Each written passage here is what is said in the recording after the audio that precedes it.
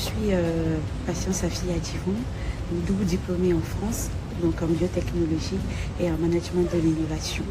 Donc aujourd'hui, je suis responsable IT dans une banque en France et également cofondatrice d'une business school, Lomé Business School, depuis plus de 10 ans maintenant.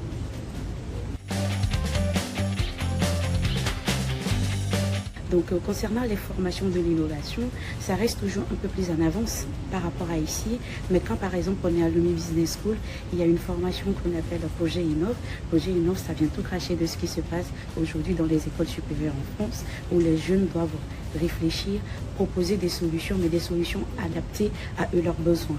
Quand on analyse ces besoins, on va voir est-ce que c'est adapté aux réalités. C'est vrai qu'on va parler du digital, de l'innovation, des tech, mais maintenant, il faudrait aussi répondre aux problématiques que nous avons localement et les contraintes. Alors moi, je pense que le secret, c'est d'être ouvert d'esprit.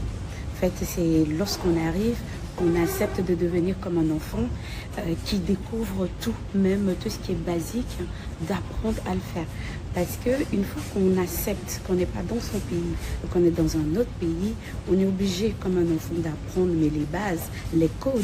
Et une fois qu'on apprend les bases et les codes, je pense que la suite, ça va. Et le dernier point, ça va être finalement de s'impliquer dans ce qui se passe. Quand on arrive, il y a plusieurs opportunités.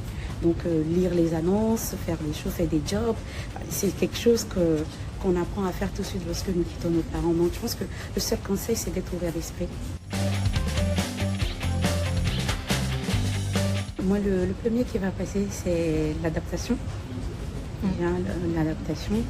Le deuxième auquel je peux penser aujourd'hui, c'est finalement la curiosité. Il faut la curiosité. Et le dernier, c'est l'humilité. Beaucoup échanger avec des personnes. Quand j'étais arrivée, j'allais en France et je partais pour faire le doctorat. Donc c'était pas finalement ce que j'ai fait, mais parce qu'en faisant des stages, j'ai eu des mentors, des personnes qui m'ont étudié, qui m'ont orienté, avec qui j'ai réussi à échanger. Je leur ai expliqué. Par exemple, l'anecdote, je me rappelais quand j'étais à Sanofi. Le fait de rentrer en labo et d'enlever mes boucles d'oreilles, bon, toutes ces choses-là, même si j'aimais ce projet que je faisais en tant que chef de projet junior, ça ne me plaisait pas parce que je ne devais plus être coquette quand je suis en laboratoire et c'est lorsque je sortais par exemple.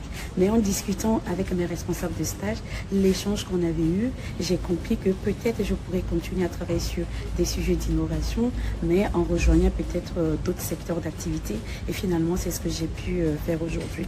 Je pense que mon parcours, c'est plutôt à chaque fois de l'ajustement. J'étais partie avec un projet, mais ça traduit pourquoi je disais qu'il faut se laisser porter lorsqu'on va dans ces pays-là comme un enfant. Parce que j'avais quelque chose en tête, mais sans plus. J'ai juste profité de la disponibilité des gens, de toutes les structures qu'on mettait en place pour accompagner les étrangers. J'ai juste profité de ça pour mieux redéfinir mon projet professionnel. Et aujourd'hui, je pense que je m'éclate dans ce que je fais.